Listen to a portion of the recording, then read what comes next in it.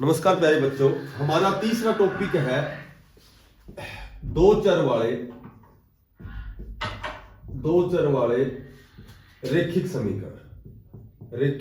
समीकरण। देखो, दो चर और अचर तो मैंने बताया था पिछली क्लास में। जैसे चर जो भी जिनमें परिवर्तन हो जाता है और अचर जिनमें परिवर्तन नहीं होता। अचर तो मैंने बताया था, जैसे 2, 4, 1, 5, 6 ये संख्याएं जितनी भी हैं जो भी नेचुरल नंबर होते हैं, और चर इनका समय समय पर हम मान चेंज कर देते हैं। तो रेखिक समीकरण लीनियर इक्वेशन होती है। तो इनमें एक तो ये ध्यान रखना है, a1 बटा a2 यदि बराबर b1 बटा b2 और बराबर c1 बटा c2। यदि a1 बटा a2 बराबर नहीं है b1 बटा b2 तो इसका एक अद्वितीय हल होता है। जब ये दोनों तीनों ही बराबर नहीं होते, इसका एक अद्वितीय हल होता है। और जब a1 बटा a2 यदि ये दोनों बराबर आ जाए b1 बटा b2 के और बराबर नहीं है c1 बटा c2 तो इसका कोई हल नहीं होता, कोई हल नहीं होता। और यदि a1 बटा a2 ये बराबर b1 बटा b2 और ये बराबर आ जाए c1 बटा c2 के तो इसका एक अनंत हल होता है।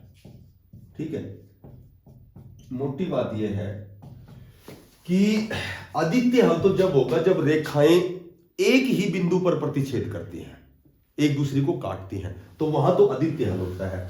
मैं इसको लिख देता हूं, जब जो रेखाएं होती हैं, जो रेखाएं एक बिंदु पर जब एक बिंदु पर प्रतिच्छेद करेंगी तो उसका हल निकलेगा। ठीक है, एक बिंदु पर प्रतिच्छेद करती हैं तो इसका अद्वितीय हल होता है। और जब रेखाएं यदि समानांतर होती हैं, जब रेखाएं समानांतर होती हैं तो इसका मतलब है कि जब दोनों रेखाएं ऐसे पैरेलल होती हैं तो इनका कोई हल नहीं निकलता। और जब रेखाएं संपाती होती हैं तो अनंत हल होते हैं। या ये कह सकते हो कि जब अद्वितीय हल होता है तो ये समीकरण ये संगत होते हैं, और कोई हल नहीं होता तो ये असंगत होते हैं। ये चीजें आपको याद रखनी पड़ेगी यदि ये टॉपिक आपको सीखना है, केवल यही चीजें बस। फिर सुनो, यदि ये तीनों बराबर नहीं होते, a1 बटा a2 बराबर नहीं है b1 बटा b2, अद्वितीय हल होता है। a1 बटा a2 बराबर होता है b1 बटा b2, नहीं है c1 बटा c2, कोई हल नहीं। और यदि तीनों पक्ष बराबर है तो अनंत हल होता है। अनंत हल होता है तो रेखाएं संपाती होती हैं, कोई हल नहीं होता तो रेखाएं समानांतर होती हैं, और यदि अद्वितीय हल होता है तो रेखाएं एक ही बिंदु पर प्रतिच्छेद करती हैं।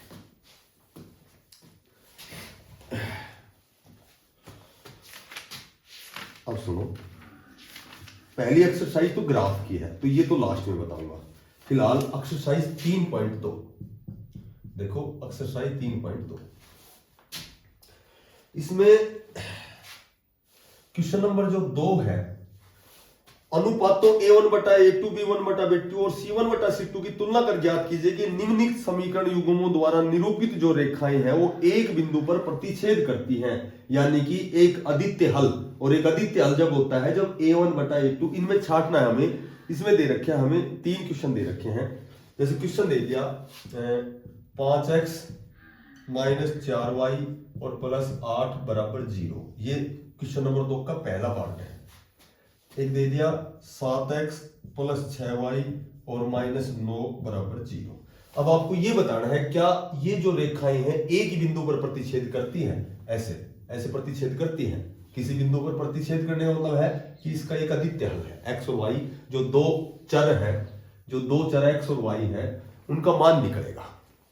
अब देखो, पहले तो ऊपर वाले में देखो, a1 हो गया हमारे पास 5, ठीक है। उसके बाद जो b1 है, ये b1 हो गया हमारे पास -4। x और y जो चर है इनको नहीं लेना है साथ, और माइनस का निशान है तो माइनस साथ लेना है, माइनस का नहीं है तो प्लस नहीं लेना है। वो सीधा ले सकते हो, जैसे c1 है तो इसमें प्लस है तो प्लस नहीं लेना, सीधा 8 लिख सकते हो ऐसे। ठीक है, यहाँ a2 हमारे पास 7 है, ये रहा। b2 हमारे पास 6 है, ये भी जमा का है। और c2 हमारे पास 9, ये माइनस का, इसको -9 लिखना है। अब चूंकि प्रतिच्छेद के लिए तो मैंने बताया था कि ये तीनों पक्ष बराबर नहीं होने चाहिए, तो करके देखो a1 बटा a2 ये बराबर नहीं है b1 बटा b2, बस इतना ही देख लो, क्योंकि नहीं है तो केवल इसमें ही है, इसमें भी है, इसमें भी है, तो पहली दो की तुलना करोगे तो ही पता लग जाएगा अद्वितीय हल है। तो इन दोनों को देखो, a1 की जगह लिखो 5, a2 की जगह लिखो 7, बराबर नहीं है b1 -4 और b2 6, तो सीधी सी बात है ये बराबर नहीं है, और बराबर नहीं है तो इस समीकरण का एक अद्वितीय हल है, और यदि अद्वितीय हल है तो रेखाएं एक ही बिंदु पर प्रतिच्छेद करेंगी। और दूसरे क्वेश्चन में ये पूछा है कि केवल आपको वही बताने हैं कि क्या जो रेखाएं हैं एक ही बिंदु पर प्रतिच्छेद करती है, तो आप पहला जो पार्ट इसमें कहोगे कि रेखा एक ही बिंदु पर प्रतिच्छेद करेगी, क्योंकि इसका एक अद्वितीय हल है। तीनों बताने हैं, ये प्रतिच्छेद करती है, समांतर है, ये संपाती है, तो इसमें तीन ही पार्ट है, इन तीनों को अलग अलग आपको ऐसे सोल्व करना है, ठीक है। यदि बराबर नहीं है तो अद्वितीय हल है, यदि बराबर है और तीसरा पार्ट बराबर नहीं है तो कोई हल नहीं है, और तीनों बराबर है तो अनंत हल है या संपाती है। कोई हल नहीं है इसमें समांतर बताओगे, अद्वितीय हल में आपको एक ही बिंदु पर प्रतिच्छेद बताओगे। तो दूसरे क्वेश्चन में आपको इस कंडीशन में क्वेश्चन करना है।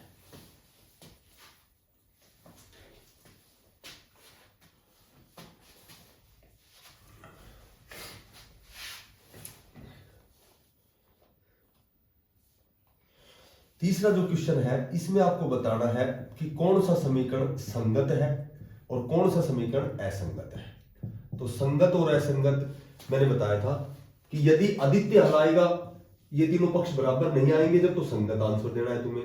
अगर ये दोनों तो बराबर आ गए, ये बराबर नहीं है तो कोई हल नहीं होता है, तो असंगत बताना आपका। तो तीसरा क्वेश्चन भी सेम एज इट इज करना है। जैसे क्वेश्चन पहला पार्ट दे रखे है कि 3x + 2y = 5 और 2x - 3y = 7।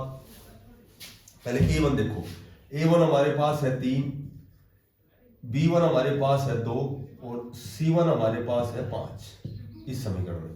इसमें a2 हमारे पास है 2 और भाई b2 हमारे पास है -3, क्योंकि मैंने बताया था माइनस वाला तो एजिट लेना ही लेना आपको, और c2 हमारे पास है ये कोई 7 प्लस का, प्लस वाला प्लस नहीं लिखना, माइनस वाला माइनस लिख देना।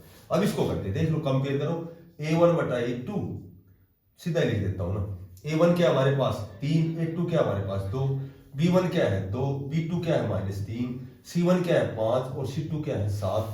तो सीधी सी बात है, ये a1 बटा a2, b1 बटा b2 ये दोनों बराबर नहीं है और ये दोनों बराबर नहीं है, तो केवल इनसे सिद्ध हो जाता है कि इसमें एक अद्वितीय हल है। और अद्वितीय हल को मैंने क्या बताया था कि अद्वितीय हल है तो आपको बताना है कि इसमें ये जो समीकरण है ये संगत है। आपको बताना है कि ये समीकरण जो रैखिक समीकरण है, ये युग्म जो है, ये जोड़ा, युग्म मानी जोड़ा, ये जोड़ा संगत है।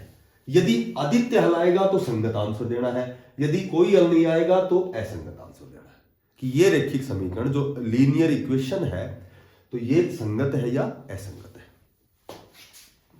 तो इसमें आपको तीसरे क्वेश्चन में ये करना है।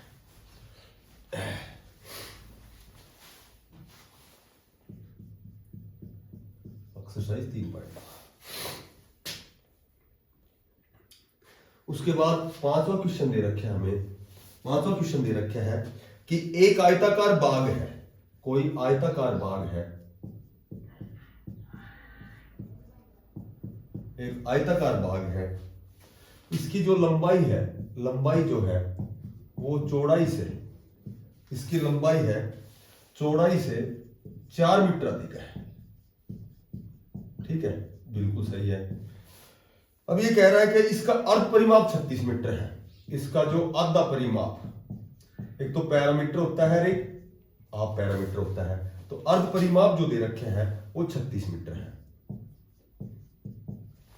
अब ये कह रहा है कि बाग की विमाएं बताओ, विमाएं यानी भुजाएं बताओ, इसकी विमाएं लंबाई और चौड़ाई बताओ। आयताकार के आमने सामने की भुजा बराबर होती है, इसकी लंबाई जो है वो चौड़ाई से 4, चौड़ाई मान लो x मीटर है तो लंबाई इस चौड़ाई से 4 मीटर अधिक है, बिल्कुल सही है, ठीक है।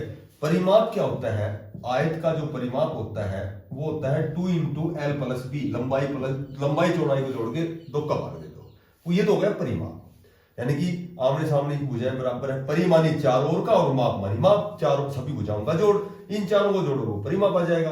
और अर्ध परिमाप का मतलब आधा परिमाप, और जब इसका आधा करोगे तो 2 से 2 कैंसिल, और ये लंबाई और चौड़ाई का जोड़ ये बराबर, जो अर्ध परिमाप हमें दे रखा है 36 मीटर, तो इस अर्ध परिमाप को बराबर रख दो। ठीक है, तो लंबाई क्या हमारे पास x + 4 है, और चौड़ाई क्या हमारे पास x है बराबर 36।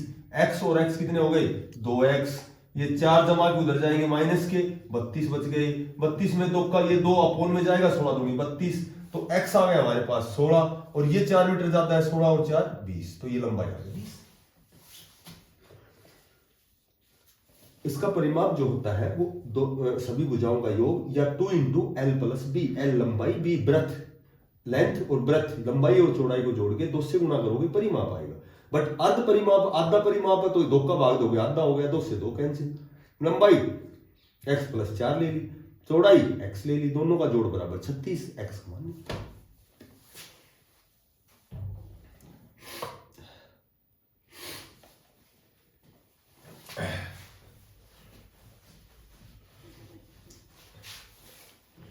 क्वेश्चन नंबर एक 7वां दे रखा है, कुछ समीकरण है x - y = 1 = 0।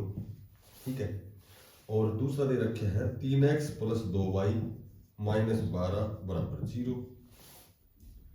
नो दो सॉरी, ये तो 8वां क्वेश्चन है। 7वां तो ये है कि अभी तो 5वां हुआ था ना, तो छठा क्वेश्चन बच गया। अभी तो छठा क्वेश्चन है 2x + 3y और -8 = 0। तो इसमें 3 पार्ट दे रखे हैं कि जब रेखाएं प्रतिच्छेद करती हैं, प्रतिच्छेद करें। ठीक है, दूसरी है जब रेखाएं समानांतर हो, और जो तीसरा है जब रेखाएं समपाती हो। और यदि आपको याद है कि देखो ये रेखिक समीकरण दिया गया है। ठीक है, अब रेखाएं प्रतिच्छेद कब होती है, जब एक अद्वितीय हल होता है, ये मैंने पहले लिखा दिया। समांतर कब होती है, जब कोई हल नहीं, और संपाती होती है जब अनंत हल हो। तो अब यदि तीनों तुम्हें याद है तो ये कह रहा है कि इस समीकरण के साथ एक दूसरा समीकरण बनाओ कि जब अद्वितीय हल हो और कोई हल नहीं और अनंत हल हो। तो सीधी सी बात है, अद्वितीय हल में तीनों बराबर नहीं होने चाहिए, कोई हल में केवल ये बराबर होना चाहिए, अनंत हल में तीनों बराबर होने चाहिए। तो पहला समीकरण जैसे मान लो आपको दे दिया 2x + 3y - 8 = 0। तो एक अद्वितीय हल कब होगा, जब a1 a2 बराबर b1/b2 के नहीं हो और c1/c2 नहीं हो। तो उल्टा चेंज कर दो इसको, 2x की जगह तो यहाँ 3x कर दो, 3y की जगह 2y कर दो, 8 की जगह कुछ भी 10, 5 कुछ भी कर दो। तो ये तो आ गया 2/3, a1/a2 2/3, b1/b2 3/2, बराबर नहीं है, और बराबर नहीं है तो ये अद्वितीय हल हो गया। अद्वितीय हल हो गया तो ये रेखाएं प्रतिच्छेद करेंगे। तो इसका तो कुछ भी समीकरण बनाओ, जरूरी नहीं कि मैं बना रहा हूं वही बनाओ, तुम कुछ भी बनाओ, लेकिन बस कंडीशन ये होनी चाहिए कि a1 a2 ये बराबर नहीं है b1/b2, ऐसा कोई भी समीकरण बना सकते हो। समांतर जब दो पक्ष तो बराबर कर दोगे, जैसे समीकरण पहला दे दिया 3y - 8 = 0, तो इसको बराबर कैसे कर दे, 4x 2 को 4x कर दो, 6y कर दो और -13 कर दो बराबर 0। अब देखो a1/a2 करोगे 2/4, b1/b2 3/6। ठीक है, तो ये दोनों तो बराबर आ जाएगी, 2 × 2 2 दूनी 4। मैंने तो वैसे बना दिया, तुम भी कुछ भी बना सकते हो। ये दोनों मैंने बराबर कर दिया, और ये बराबर नहीं है, क्यों, ये -8 है, ये -13 है, तो ये 1/2 से कटते नहीं, तो ये समीकरण बना दिया। कुछ भी बना सकते हो।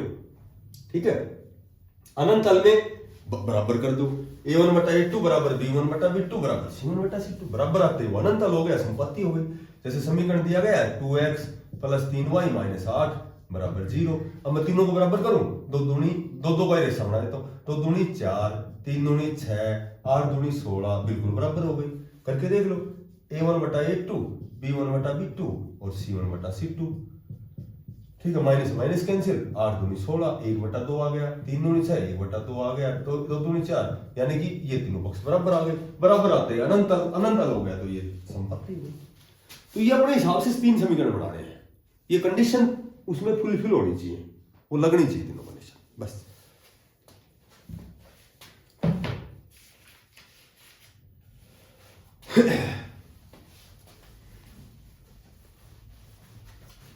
तो एक्सरसाइज जो 3.2 है उसके लिए ये तीनों सूत्र आपको याद होने चाहिए, ठीक है। अब जैसे एक्सरसाइज 3.3 देखो, एक तो ये कह रहा है कि रैखिक समीकरण दिए गए हैं, कोई युग्म दिया गया है, दो के जोड़े हैं, और इसको आपको प्रतिस्थापन विधि से, यानी कि प्रतिस्थापन विधि होती है कि डायरेक्ट एक्स या वाई का मान निकालो और उसमें पुट कर दो। जैसे मैं करके दिखाता हूं, इसमें कई दे रखे हैं, 5 6 7 6 क्वेश्चन दे रखे हैं। तो जैसे ऐसे क्वेश्चन दे दिया x + y = 14 और दे दिया x - y = 4। अब ये एक युग्म दे दिया, लीनियर इक्वेशन है ये, रैखिक समीकरण का ये आपको एक पेयर दे दिया, जोड़ा दे दिया, युग्म दे दिया। अब प्रतिस्थापन विधि क्या होती है, ये समीकरण आपके पास आ गया 1 और ये आ गया 2। अब एक पहला समीकरण लो, x + y = 14। यहां से या तो x का मान निकालो, इसमें सेकंड में पुट कर दो, या y का मान निकालो, सेकंड में पुट कर दो। अब मैं x का निकाल देता हूं, x बराबर होगा, एक तो 14 तो ये दिया गया है, जमा y है, ये उधर जाके माइनस का हो जाएगा, तो x, ये समीकरण 3 हो गया। अब ये समीकरण जो 3 हमने बना दिया, पहले से हमने तीसरा बना दिया, यानी कि x की वैल्यू निकाल दी, ये प्रतिस्थापित कर दो, उसमें पुट कर दो, किसमें, समीकरण नंबर 2 में। समीकरण नंबर 2 क्या है हमारे पास, x - y = 4 है। x का मान हमने निकाल दिया, इस x की जगह पुट करेंगे ये मान, x का मान 14 - y, इसकी जगह लिखेंगे 14 - y और -y = 4। जब -y और -y दोनों को जोड़ोगे तो एक ये हो गया, एक ये हो गया, तो माइनस माइनस एक जैसे निशान हमेशा जुड़ते हैं, 1y 2y निशान सेम ही रह जाता है। यदि दोनों चाहे जमा के हो और चाहे दोनों माइनस को, सेम निशान होंगे तो निशान सेम रहेगा, 1x और 1x 2x हो जाएगा। तो ये हो गया -2y = 4, तो ये दिया गया, बराबर की पहले वो संख्या लिखनी है, जमा 14 उधर जाएगा, माइनस का 14 हो जाएगा, -2y = -10, माइनस से माइनस कैंसिल, y निकालोगे तो 10 उधर है, 2 यहां गुणा में है, ये 2 अपॉन में आएगा, y का मान आ गया 5, और y का मान आपने 5 निकाल दिया, तो ये y का मान चाहे समीकरण 1 में रखो चाहे 2 में रखो, ये y का मान पुट करते ही x की वैल्यू आ जाएगी। जैसे मान लो समीकरण जो आसान है उसमें रख दो, x - y = 4 है, x - y का मान हमने 5 निकाल दिया, बराबर 4। x निकालोगे तो पहले बराबर की ये संख्या लिखी जाती है, बाद में जो जमा घटा होता है वो उधर भेजा जाता है, -5 उधर गया, प्लस का 5 हो गया, x = 9। तो ये होती है प्रतिस्थापन विधि। एक पुट करो, x का मान निकालो, सेकंड में पुट कर दो, बस। जब हमने x का मान निकाला तो ये 14 - y हो गया, इसमें रखोगे तो y की जगह तो हो ही गया, x का निकल जाएगा, x का मान लिखोगे तो y का निकल जाएगा। ये होती है प्रतिस्थापन विधि, इसको उतार लो। इसमें 6 क्वेश्चन है, सारे आपको ऐसे करना है।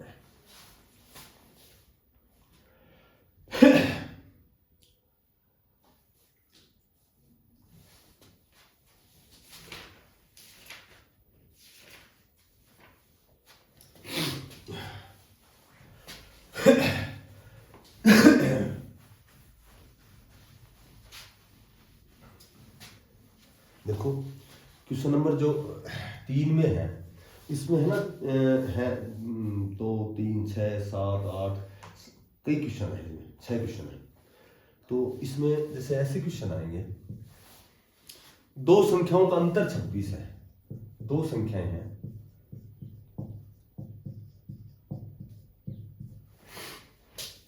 दो संख्याओं का जो अंतर दे रखा है ये 26 है, दो संख्याओं का अंतर 26 है, एक संख्या दूसरी संख्या की 3 गुना है, एक संख्या दूसरी संख्या की 3 गुना है, एक संख्या दूसरी संख्या की 3 गुनी है, ठीक है। तो सीधी सी बात है, इसमें पूछेंगे उसका मान बताओ, उस संख्या, वह संख्या क्या है। तो ये जैसे भी बोलेगा ना हम वैसे ही करेंगे। देखो दो संख्या है, इनका अंतर, एक संख्या x मान ली, एक संख्या y मान ली। अंतर का मतलब इन दोनों का अंतर यानी घटा बराबर 26 है। ये समीकरण हो गया एक संख्या x है, दूसरी y है, तो एक संख्या है दूसरी संख्या की ये 3 गुना है, तो बराबर करने के लिए दूसरी को आप 3 से गुणा कर दो, 3 से गुणा करते दोनों पक्ष बराबर हो गए, x बराबर 3y हो गया, ठीक है। x बराबर 3y, क्योंकि ये जो पहली संख्या है ये दूसरी की 3 गुना है, तो ये बराबर कब होंगे, जब दूसरी को 3 से गुणा कर दोगे, दूसरी को 3 से गुणा करते दोनों बराबर हो गए। अब ये दिया गया x की वैल्यू इसमें पुट कर दो, माना जाएगा। पहला समीकरण क्या हमारे पास, x माइनस वाई बराबर 26, x की वैल्यू पुट करेंगे, x बराबर क्या दे रखा है 3y, x की जगह 3y रख दो, 3y माइनस वाई बराबर 26, 3y में से 1y जाएगा जब 2y बचेंगे, 2y बराबर 26, y बराबर क्या हो गया 13, क्योंकि 2 अपोन में आएगा 26, 13 में 26, y का मान पुट कर दो इसमें पहले समीकरण में, यानी कि x माइनस वाई बराबर 26 पहला समीकरण दिया गया है, y का मान हमने 13 निकाल दिया, इसमें पुट कर दो, x y की जगह 13 रख दो बराबर 26। अब x निकालोगे तो ये पहले तो बराबर की उधर वाली संख्या लिखी जाती है, माइनस 13 उधर जाएगा प्लस का हो जाएगा, 13 और 26 39।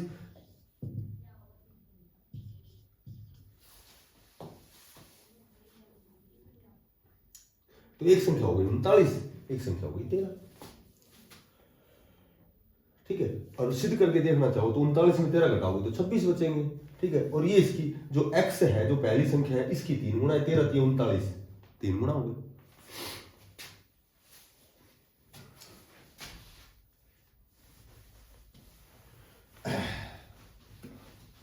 जो तीसरा क्वेश्चन है उसका दूसरा पार्ट है, दो संपूरक कोणों में बड़ा कोण छोटे से 18 डिग्री अधिक है। दो संपूरक कोण है, देखो दो संपूरक कोण है, संपूरक कोण है।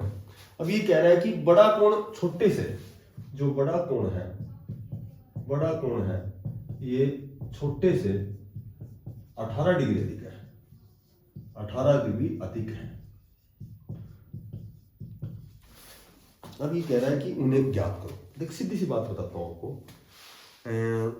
एक तो पूरक कोण होते हैं, जिन दो कोणों का योग 90 डिग्री होता है वे एक दूसरे के पूरक कोण होते हैं, और जो जिन दो कोणों का योग 180 डिग्री होता है वे एक दूसरे के संपूरक कोण होते हैं। तो मान लीजिए दो संपूरक कोण है तो दोनों का योग 180 होता है, ठीक है। संपूरक हमेशा दोनों का जोड़ 180 होना चाहिए, पूरक जब दोनों का जोड़ 90 डिग्री होता है तो 180 हो गया। बड़ा कोण मान लेता हूं x है, छोटा कोण हो गया 180 माइनस x हो गया, ठीक है। बड़ा कोण यदि x है, टोटल दोनों का जोड़ 180 होता है, तो टोटल जोड़ में से पहले कोणों का मान घटाओगे तो दूसरा कोण निकल जाएगा। अब ये कह रहा है कि बड़ा कोण छोटे से 18 डिग्री अधिक है, ये 18 डिग्री अधिक है, तो इसको यदि 18 डिग्री और दे दोगे आप तो दोनों पक्ष बराबर हो जाएंगे, ठीक है। तो दोनों पक्ष बराबर हो जाएंगे। तो अब सीधी सी बात है कि ये कोण और ये कोण, इन दोनों कोणों को 18 डिग्री अधिक है, तो ये दोनों पक्ष बराबर कर दिया हमने, x की वैल्यू आ जाएगी बस। ये माइनस x है, इधर आएगा प्लस का हो जाएगा, 2x हो गया, 1x तो पहले जमा का है, ये माइनस वाला इधर आ गया, 2x बराबर 180 में 18 जोड़ोगे तो ये 198 हो गया। x निकालोगे तो ये 2 क्या है, ये अपोन में जाएगा, ये आ गया 2 9 18, 1 2 99 डिग्री, यानी कि बड़ा कोण तो आ गया 99 डिग्री का। और छोटा कोण कैसे निकालेंगे, क्योंकि दोनों का जोड़ 180 होता है, तो 10 में 9 गया तो 1 बचेगा, 17, ये हो गया दूसरा 81 डिग्री का हो गया। संपूरक में दोनों का योग 180 होता है।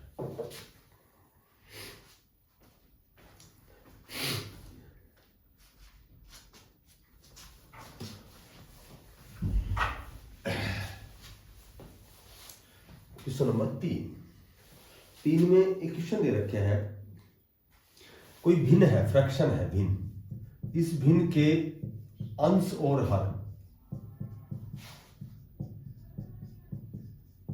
अंश ऊपर वाला होता है, हर नीचे वाला होता है। यदि अंश और हर दोनों में 2 जोड़ दिए जाए, यदि दोनों में 2 जोड़ दिए जाए, यदि दोनों में 2 जोड़ दिए जाए तो क्या हो जाता है कि यह 9/11 हो जाती है। जो भिन्न है ये 9/11 हो जाती है, जो भी भिन्न है 9/11 हो जाती है। ठीक है, अब ये कह रहा है कि अंश और हर यदि दोनों में 3 जोड़ दिए जाए, यदि दोनों में 3 जोड़ दिए जाए तो ये भिन्न जो भिन्न है ये 5/6 हो जाती है। देखो, तो ये भिन्न 5/6 हो जाती है। देखो, मैं मान लेता हूं भिन्न है x/y। अगर दोनों में 2 जोड़ दूं, इसमें भी 2 जोड़ दूं, इसमें भी 2 जोड़ दूं, तो ये भिन्न हो जाती है 9/11। इसको ऐसे r पर गुणा करो। 11 को x से करेंगे 11x, 11 को 2 से करेंगे 11 दूनी 22, बराबर 9 को y से करेंगे 9y, 9 को 2 से करेंगे 9 दूनी 18, 11x, ये 9y इधर आएगा -9y। ठीक है, बराबर ये +22 उधर जाएगा माइनस का, यदि प्लस का 18 और माइनस का 22 तो माइनस का 4 बच जाएगा उधर, बराबर -4। ये तो समीकरण हो गया 1। और अब कह रहा है कि भिन्न है x/y। यदि दोनों में 3 जोड़ दिए जाएं, इसमें भी 3, इसमें भी 3, तो ये भिन्न 5/6 हो जाती है। अब इसको वही क्रॉस मल्टीप्लाई 8 बार गुणा करो। 6 को x से करेंगे, पहले x से गुणा करो ताकि x हमारे लेफ्ट में रह जाए। 5 को y से करेंगे 5y + 15। अब ये 5y इधर आएगा माइनस का हो गया, 6x - 5y। उधर तो प्लस का 15 है, ये 18 प्लस वाला उधर माइनस का जाएगा, तो प्लस का तो 15 ऑलरेडी उधर है, इधर 18 उधर माइनस का होगा, तो बड़ी रकम वाला निशान आएगा, हमेशा कटेगा। तो ये समीकरण 2 हो गया। अब हम क्या करेंगे, हम अब इसको आराम से प्रतिस्थापन विधि से हल कर देंगे। पहले तो x का मान निकालेंगे, फिर यहां पुट कर देंगे, फिर x का मान निकाल के तो सेकंड या फर्स्ट में पुट कर देंगे। ये दूसरा समीकरण होगा। 2 समीकरण होने के बाद तो प्रतिस्थापन विधि मैंने बताई थी कैसे करनी है। सीधा डायरेक्ट एक समीकरण से x का मान निकालो, दूसरे में x का पुट कर दो, और फिर जो भी y का मान निकलेगा वो फिर पहले या दूसरे किसी में पुट कर दो, वो प्रतिस्थापित होके और x y का मान निकल जाएगा।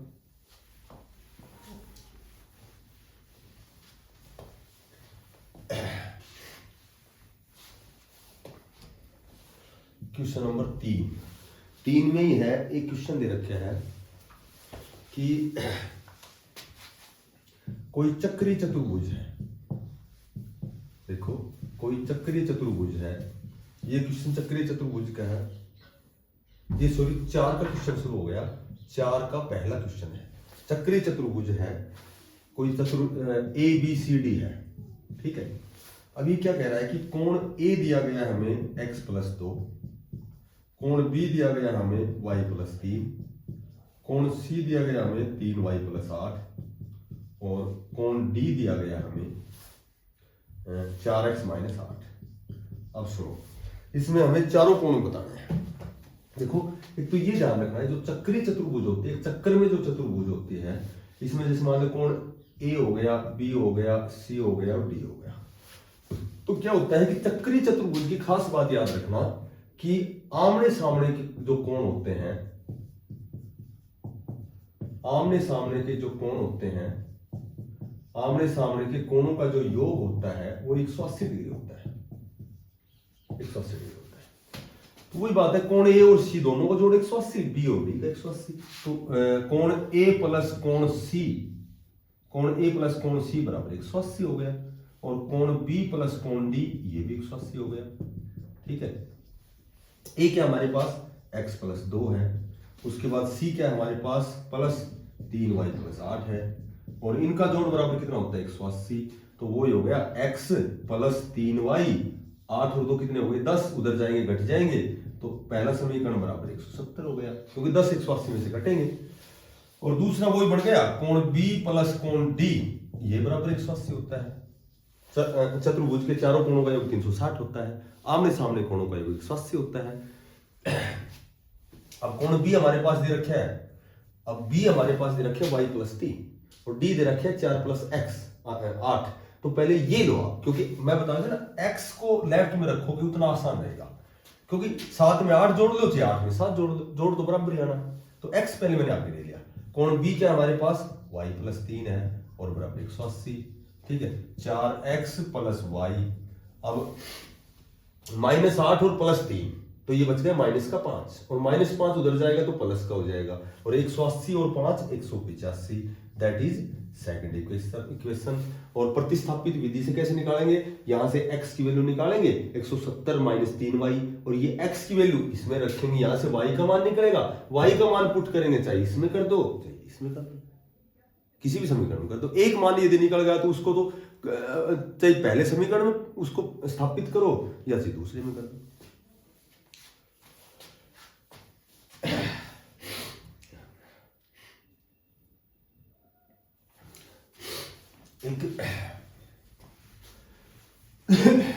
देखो कोई भी दो अंकों की संख्या क्या होती है, तो ये थोड़ा सा ध्यान रखना।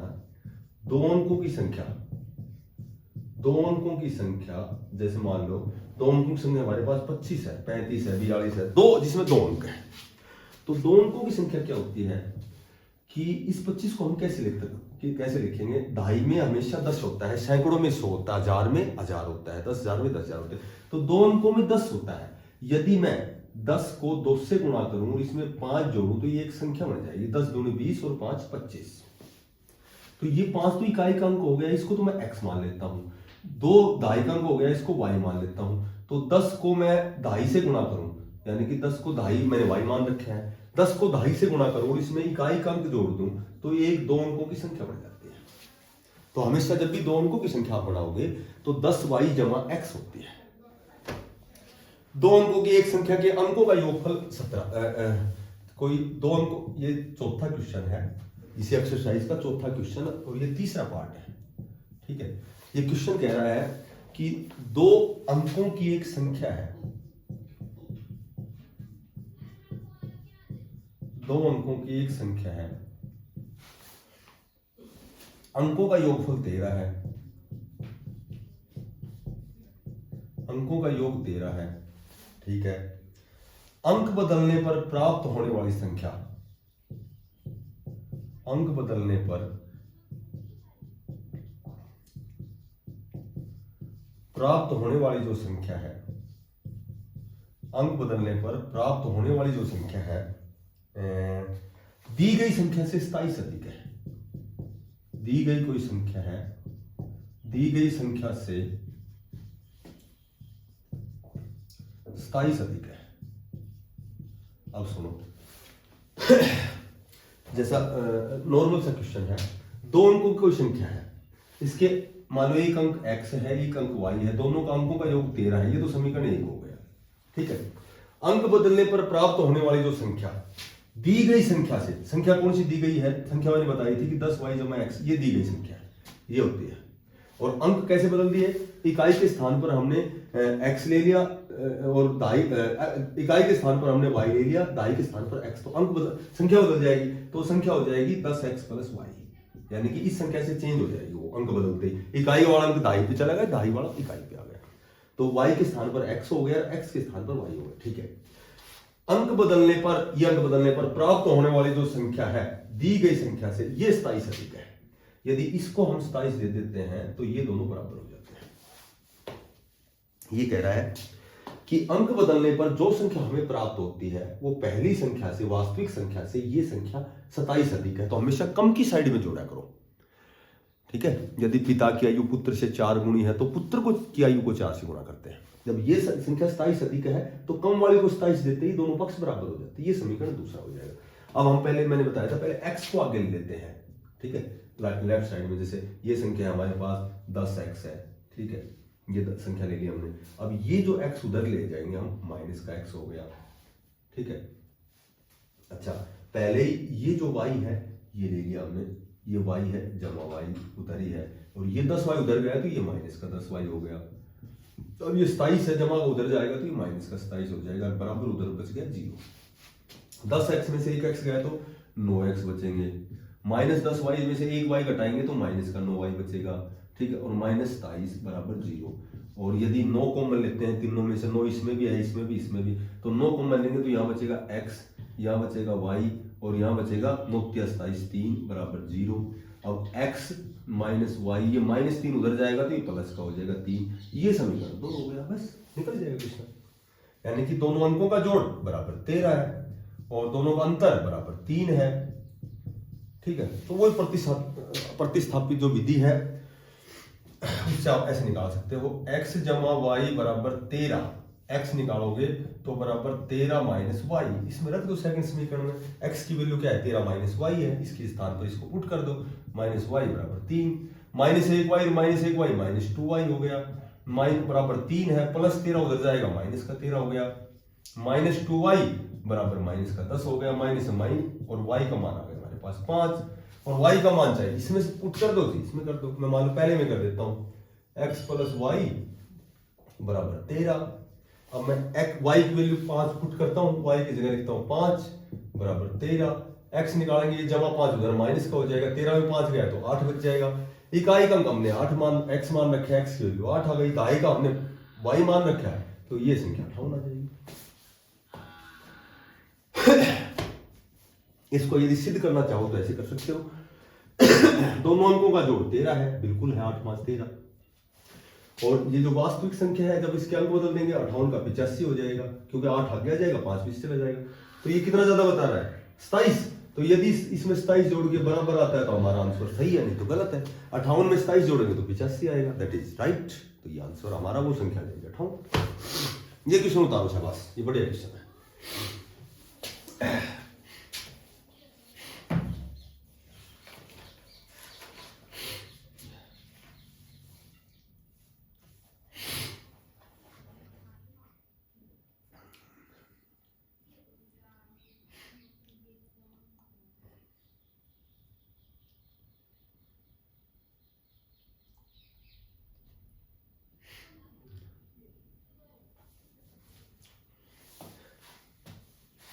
ठीक है, यहां थोड़ा सा तुम्हें अटपटा लगे तो पहले है ना इसको अपने तरीके से भी कर सकते हो, बस ये है कि x एक साइड में लेना है तुम्हें और y एक साइड में लेना है, संख्या बराबर से उधर भेज दो, अपने आप समीकरण बन जाएगा।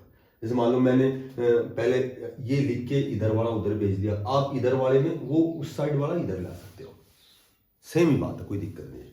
ये 9 कॉमन लेते हैं तो जब बाहर यदि बाहर हम 9 कॉमन लेते हैं तो ये x बचेगा, 9 में 9 का भाग देंगे तो 1 बचेगा, 1 लिखो से मत लिखो, 9y, 9 में 9 का भाग, 9 तो बाहर ले लिया, 1 y बच गया। 27 में 9 बाहर लेंगे तो 27 में 9 का भाग देंगे, 9 3 27 आ जाएगा। ये 9 कहाँ गया, ये बराबर से ये गुणा में इधर भेजेंगे, 0 के अपॉन भेजेंगे तो 0 में किसी संख्या का भाग देंगे तो ये 0 आ जाएगा, पूरा 9 कैंसिल हो जाता है। तो ये अपने हिसाब से भी कर सकते हो, जरूर नहीं कि भाई मैं वो तो इधर वाला समीकरण LHS RHS साइड ले जाओ या RHS LHS साइड भी ला सकते हो।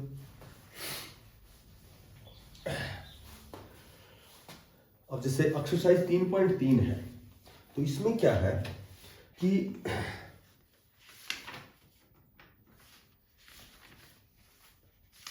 अच्छा ये एक्सरसाइज 3.4 होगी, नेक्स्ट है। इसमें क्या कर सकते हो आप कि उसमें तो केवल प्रतिस्थापन विधि थी और इसमें विलोपन विधि है। विलोपन माने विलोपन विधि क्या होती है कि x या y में से एक जो चर है उसको पहले ही कैंसिल कर देते हैं। जैसे मान लो पहला क्वेश्चन दे दिया हमें x प्लस वाई बराबर 5, ये समीकरण 1 दे दिया, और दूसरा दे दिया 2x माइनस 3y बराबर 4। अब इसमें विलोपन और प्रतिस्थापित दोनों विधियां लगानी है। तो प्रतिस्थापित तो वही है कि जब x या y कोई भी एक चर है तो उसका हमने मान निकाल लिया, तो उसको समीकरण 1 या 2 में जब हम उसको पुट करते हैं, स्थापित करते हैं, तो वो तो प्रतिस्थापित विधि हो गई। और पहले जो एक चर का मान निकालेंगे वो इस विधि से निकालेंगे। इस विधि का मतलब विलोपन करना, लुप्त करना, खत्म करना, पहले ही एक चर को खत्म करना है। अब ये समीकरण 1 हो गया, ठीक है। उसमें तो डायरेक्ट हम पुट करते थे, इसमें क्या करेंगे कि या तो आपको x बराबर करना है या y बराबर करना है। या तो समीकरण एक को आप 2 से गुणा करो, ताकि 2 से करोगे तो ये भी 2x हो जाएगा, ये भी 2x, और x 2x से 2x कैंसिल हो जाएगा। या फिर y बराबर करो, यहाँ 3y है, यहाँ y है, तो इसको -3 से गुणा करो, तो ये भी -3y हो गया, ये -3y हो गया, या 3 से कर दो, कोई बात हो ना। तो अब इसको ऐसे करना है, ये विलोपन विधि हो, ये ऐसे करोगे कि समीकरण 1 को 2 से गुणा करने पर, ये विलोपन विधि होती है। अब समीकरण 1 है, इसको 2 से गुणा करोगे तो 2 को x से करोगे तो 2x हो गया, 2 को y से करोगे तो 2y हो गया, 2 को 5 से करोगे तो 5 दूनी 10 हो गया, और सेकंड को एज इट इज लिख दो, 2x - 3y बराबर 4। अब ये भी जमा का है, ये भी जमा का है, ठीक है। तो यदि घटाने पर करोगे, बीजगणित में जब हम घटाते हैं, घटाने पर करोगे तो नीचे वाली जो संख्या होती है इसके निशान चेंज हो जाते हैं। ये जमा है, ये माइनस में चला जाएगा, ये माइनस है, ये प्लस में, घटाने पर करते ही ये माइनस में हो गया, ठीक है। ये लिखोगे समीकरण 1 और 2 को, 1 में से 2 को घटाने पर, और जब बीजगणित में हम घटाते हैं तो नीचे वाली जो भी रकम होती है उसके निशान चेंज हो जाते हैं। अच्छा, जमा 7 को -7 को जोड़ो या घटाओ तो सेम ये मान बराबर है, निशान एक जमा का एक घटा का हमेशा 0 बचता, कट जाता है। तो जब घटाने पर करोगे तो जमा 2x और -2x ये कैंसिल हो जाएगा, ये विस्थापित, ये विलुप्त हो गया, विलोपन विधि बोलते हैं, x कैंसिल हो गया। अब देखो, जमा का 2y और प्लस का भी 3y, तो ये 5y हो गया, और 10 में से 4 घटाओगे तो ये बचेंगे 6, और y निकालोगे तो y का मान हो गया 6/5, क्योंकि 5 अपोन में आएगा। अब इसके बाद में प्रतिस्थापित विधि हो गई, प्रतिस्थापित का मतलब उसमें पुट करना, प्रतिस्थापित विधि हो गई कि y का मान आ गया। अब ये y का मान चाहिए समीकरण 1 में रखो, ठीक है, चाहे इसमें रखो चाहे इसमें, आसान है उसमें रखो ना, ऊपर वाला आसान है। तो ऊपर वाला क्या है, पहला समीकरण x + y = 5, इसके नीचे आपको लिखना है कि y का मान समीकरण 1 में रखने पर, ऐसे एक लाइन में लिखते हैं ना। तो अब समीकरण 1 में रखेंगे y का मान, y आ गया हमारे पास 6/5 और बराबर 5। जब बराबर के दोनों ओर हम एलसीएम लेते हैं तो एलसीएम कैंसिल हो जाता है, 5 आ गया, 1 × 5 5x, जमा 5 × 5 6 × 6, 1 × 5 5 × 25, और ये एलसीएम कैंसिल हो गया क्योंकि ये क्रॉस मल्टीप्लाई हो गया। बराबर से दोनों ओर जब हम एलसीएम लघुत्तम लेते हैं तो ये एलसीएम होता है, खत्म हो जाता है। 5x बराबर उधर क्या है हमारे पास 25, और ये जमा 6 उधर जाएगा तो ये माइनस का 5x, 25 में 6 गए तो 19, और x निकालेंगे तो 19, और ये जो 5 यहाँ गुणा में है ये अपोन में आएगा, तो यहाँ x की वैल्यू अपने पास आ जाएगी 19/5। तो ये जो 3.4 एक्सरसाइज है, इसमें पहले तो विलोपन विधि यानी कि x या y को कैंसिल करना है, ये विलोपन विधि हो गई। और जब 1 का मान निकालने के बाद जब हम पुट करते हैं समीकरण 1 या 2 में, ये प्रतिस्थापित विधि। तो दोनों विधियों का प्रयोग करके ही ये पूरे एक्सरसाइज में क्वेश्चन निकालने हैं।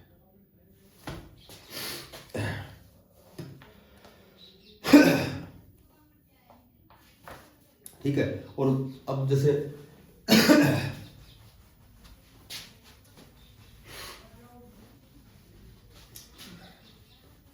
दूसरा जो क्वेश्चन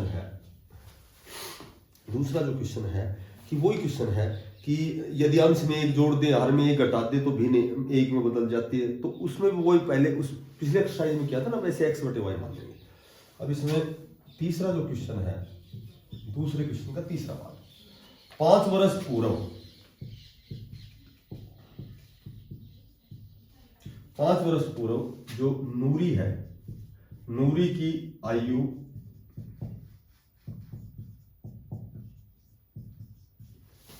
सोनू की आयु से 3 गुनी थी, सोनू की आयु की 3 गुनी थी। ये समीकरण 1 हो गया। 10 वर्ष पश्चात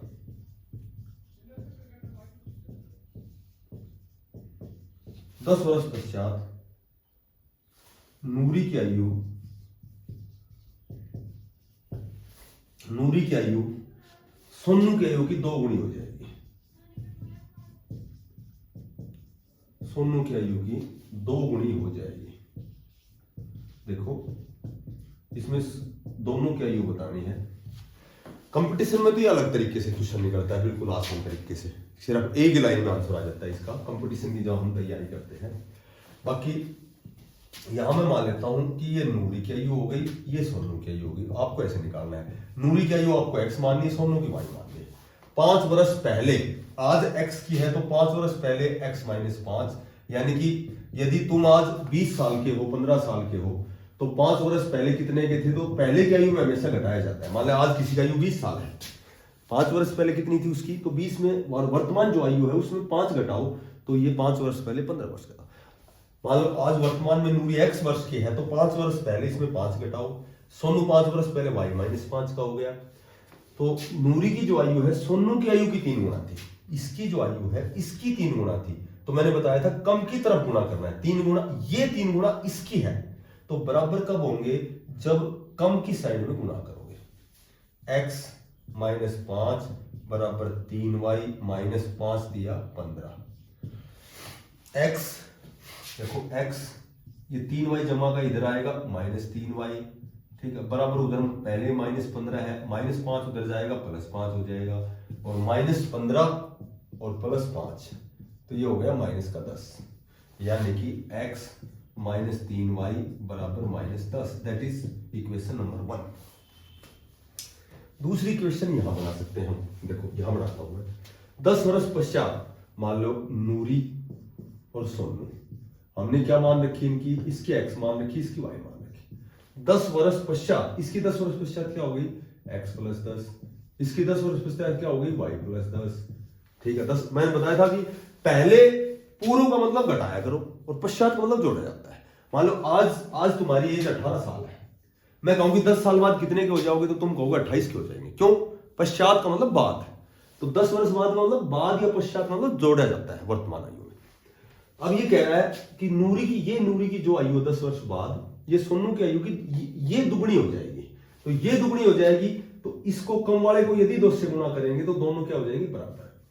x प्लस 10 बराबर 2 को y से गुणा करेंगे 2y, 2 को 10 से 10 दूनी 20, x ये 2y इधर आएगी माइनस 2y, और बराबर ये 10 माइनस प्लस का उधर जाएगा माइनस का, तो ये समीकरण हो गया 2।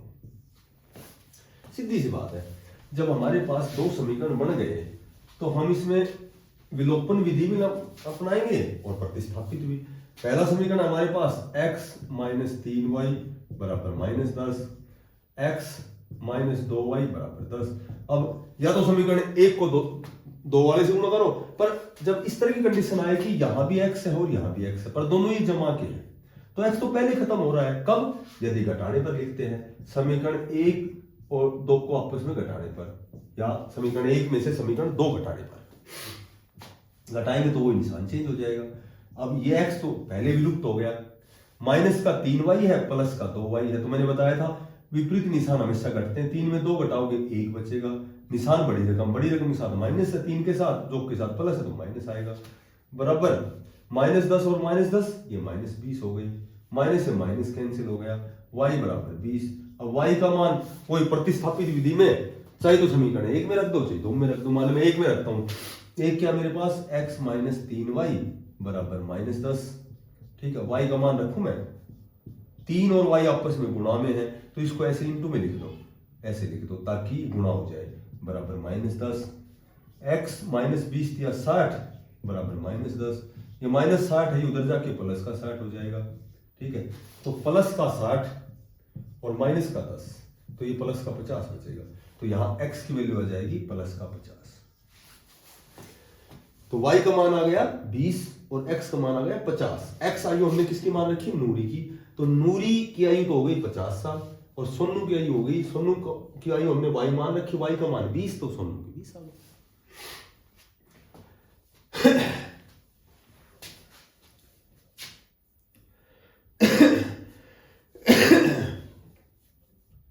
देखो आगे तो है ना, जो 2-3 क्वेश्चन है वो ही है कि वही 2 अंकों की संख्याओं का योग ये है, उसका गुणा इतना है। भाई बात यह है कि वो पहले वाला क्वेश्चन था उसमें तो हम प्रतिस्थापित कर रहे थे दोनों समीकरण में शुरू से, और विलोपन में हम क्या करेंगे, x पहले कैंसिल कर रहे हैं, y का मान निकालेंगे, y का मान पहले या दूसरे समीकरण में रखेंगे। इसमें जो भी 2-3 क्वेश्चन बच गए ना, इसमें एक क्वेश्चन तो वही बच गया। 2 अंकों की संख्या के अंकों का योग 9 है, इस संख्या का 9 गुना संख्या के अंकों को पलटने से बड़ी संख्या का 2 गुना है। सेम वही क्वेश्चन है पहले वाला एक्सरसाइज वाला। एक भिन्न के अंश और हर का योगफल 24 है, यदि अंश में 4 घटाया जाए, एक ये लास्ट क्वेश्चन हो देते हैं एक बार।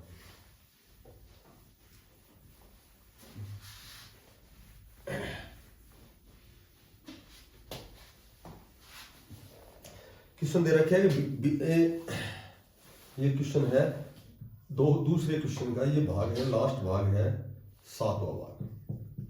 देखो ये कह रहा है भिन्न के अंश और हर का योगफल, अंश x मान लिया, हर y मान लिया, इसका योगफल 24 हो गया। और कैसा है जो भिन्न है, सेकंड समीकरण ये बनेगा यदि अंश में 4 घटाया जाए और हर में 5 घटाया जाए तो ये भिन्न 1/4 हो जाती है। ये r पर गुणा करोगे, पहले x को करो 4x, फिर 4 को 4 से करेंगे, 4 चौक 16 बराबर y माइनस 5, 4x ये जमा y इधर आएगा माइनस y बराबर -5, -16 उधर जाएगा +16 हो गया। तो 4x माइनस y बराबर में प्लस का 11 और 16 बड़ी रकम के साथ जमा है और माइनस का है तो बड़ी रकम का निशान आएगा और घटेगा, 16 में 5 घटेंगे 11। और जमा लिखो या मत लिखो, मैंने कई बार बताया माइनस है तो ही लिखना है, जमा को छोड़ दिया क्योंकि जिसके आगे निशान नहीं होता वो जमा होता है। तो एक समीकरण तो हमारे पास आ गया x प्लस वाई बराबर 24 और एक आ गया 4x माइनस वाई बराबर 11। अब चूंकि पहले तो सबसे पहले तो काम ये है तुम्हारा, ये देखो कि x बराबर है या y, यदि बराबर नहीं है तो बराबर करना पड़ेगा गुणा करके, यदि बराबर है तो कुछ नहीं करना पड़ेगा। यहाँ जमा का y या माइनस का y है, घटाने पर करोगे तो निशान चेंज हो जाएगा। तो इस जब एक जमा कर एक घटा का है तो ये लिखा करो जोड़ने पर, दोनों समीकरणों को जोड़ने पर, इसमें निशान चेंज नहीं होगा। अब सीधा y से y कैंसिल हो जाएगा, 4x और 1x हो गया 5x और 24 11 हो गए 35, x निकालोगे तो 7, क्योंकि 5 यहाँ कोण में आएगा, 5 7 35, तो ये कट जाएगा 7 से, x की वैल्यू होगी 7। अब प्रतिस्थापित विधि लगा दो कि समीकरण 1 में रख दो, क्योंकि सरल समीकरण पहला ही होता है। तो यहाँ x की वैल्यू 7 इसमें लिखोगे, x की जगह 7 प्लस y बराबर 24 और y निकालेंगे तो 24, ये 7 जो जमा का इधर आएगा माइनस का 7 और y बराबर 17, तो y का मान आ गया 17, x का मान आ गया 7, क्योंकि हमने x अंश जो है वो x मान रखा है और अपॉन जो हर है वो y मान रखा है। तो x की वैल्यू क्या आ गई 7, तो अंश की जगह 7 आ गया, हर की जगह क्या y 17, 7/17।